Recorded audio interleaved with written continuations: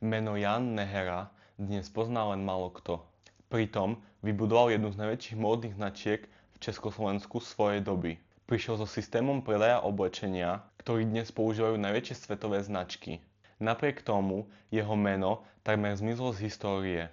Kto bol vlastne Jan Nehera a ako sa mu podarilo vybudovať modné impérium z Československa?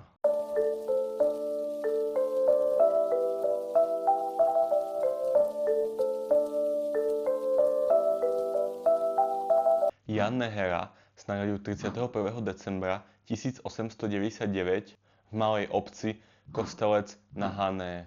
Vyrastal v dobe, keď Československo ešte len vznikalo a priemysel sa rýchlo rozvíjal. Na prvý pohľad nič nenasvedčovalo tomu, že sa z neho stane významný podnikateľ. Vyučil sa z zámočníka, absolvoval vojenskú službu a potom začal pracovať ako každý iný človek. Lenže Nehera nechcel zostať pri bežnej práci. Už v mladom veku cítil, že chce podnikať. V roku 1923 si spolu s otcom a dvoma spoločníkmi založili malú firmu na výrobu oblečenia. Začiatky boli skromné. Mali len 9 zamestnancov a približne 50 domácich krajčírov, ktorí šili pánsku a detskú konfekciu pre obchodníkov. V tom čase fungoval celý módny priemysel úplne inak než dnes. Výrobca vyrobil oblečenie a predal ho veľkoobchodníkom. Tí ho posunuli ďalej do obchodov a každý si pridal vlastnú maržu. Výsledkom boli vyššie ceny pre zákazníka a nižší zisk pre výrobcu. Nehera si to veľmi rýchlo uvedomil a pochopil, že ak chce rásť, musí tento systém zmeniť. Koncom 20. rokov preto prišiel s nápadom, ktorý bol na svoju dobu mimoriadne odvážny. Rozhodol sa, že nebude predávať cez sprostredkovateľov, ale otvorí si vlastné predajne. Inšpiroval sa Tomášom Baťom, ktorý už podobný model úspešne používal v obuvi. Namiesto 100 korún dal cenu 99. Dnes to znie normálne, ale vtedy to bola psychologická revolúcia. V roku 1931 otvoril prvý obchod na Václavskom námestí v Prahe. Bol to veľký risk, ale zároveň premyslený krok. Spustil masívnu reklamnú kampaň s heslom od výrobcu priamo k spotrebiteľovi. Ľudí tento nový spôsob predaja okamžite zaujal, pretože oblečenie bolo dostupnejšie a zákazník presne vedel, odkiaľ pochádza. Úspech bol rýchlejší než čakal. Pred obchodom sa tvorili rady a predajňa dosahovala obrat až 100 000 korún denne, čo boli v 30. rokoch obrovské peniaze. A čo je ešte zaujímavejšie, firma rástla v čase, keď svet prechádzal veľkou hospodárskou krízou. Kým iné podniky krachovali, Nehera expandoval. Dôvod bol jednoduchý, kontroloval celý reťazec výroby. Navrhoval oblečenie, vyrábal ho vo vlastných továrniach a predával ho vo vlastných obchodoch. Tento model mu umožnil držať nízke ceny a zároveň vysokú kvalitu. Ale Nehera nebol len výrobca, bol aj obchodník a inovátor. Jeho predajne ponúkali služby, ktoré boli na tú dobu nevídané. Zákazníci si mohli nechať upraviť oblečenie priamo v obchode, využívať žehliarne a neskôr aj mobilné žehliarne, ktoré chodili priamo za ľuďmi. Postupne začal ponúkať aj šitie na mieru za príplatok. S rastom firmy bolo čoraz dôležitejšie zefektívniť výrobu.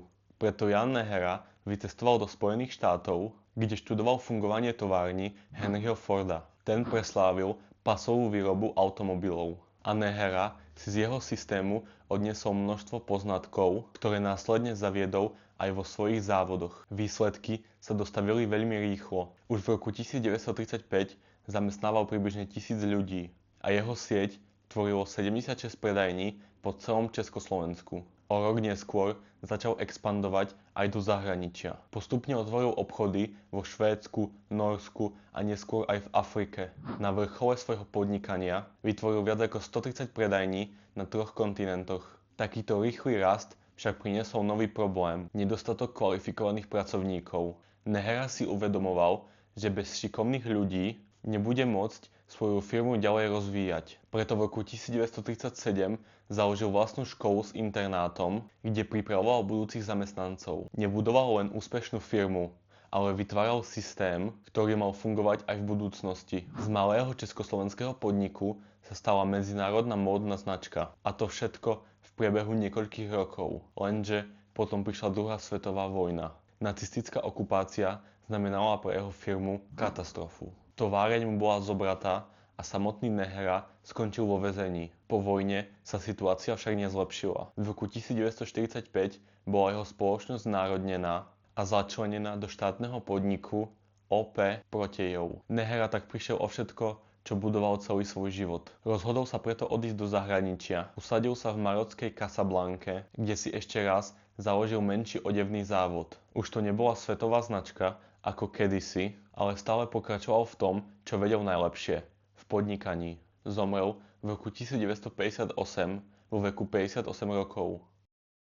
Po 10 ročiach zabudnutia sa však meno Jan Nehera predsa len vrátilo späť. Koncom 90. rokov sa o pôvodnú značku začali zaujímať slovenskí podnikatelia Bibiana a Ladislav Zdútovci, ktorí si meno Nehera zaregistrovali a rozhodli sa naviazať na jej historický odkaz. Nechceli len oživiť starú značku ako nostalgický projekt. Ich cieľ bol vytvoriť moderný módny dom, ktorý bude fungovať na medzinárodnej úrovni.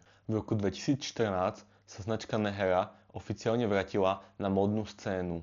Nový smer jej dal francúzsky dizajnér, ktorý sa zameral na minimalistický nadčasový dizajn a kvalitné spracovanie. Značka sa začala pravidelne objavovať na Paris Fashion Week, čo je jedna z najprestížnejších módnych udalostí na svete. Postupne si získala pozornosť módnych kritikov aj medzinárodných médií.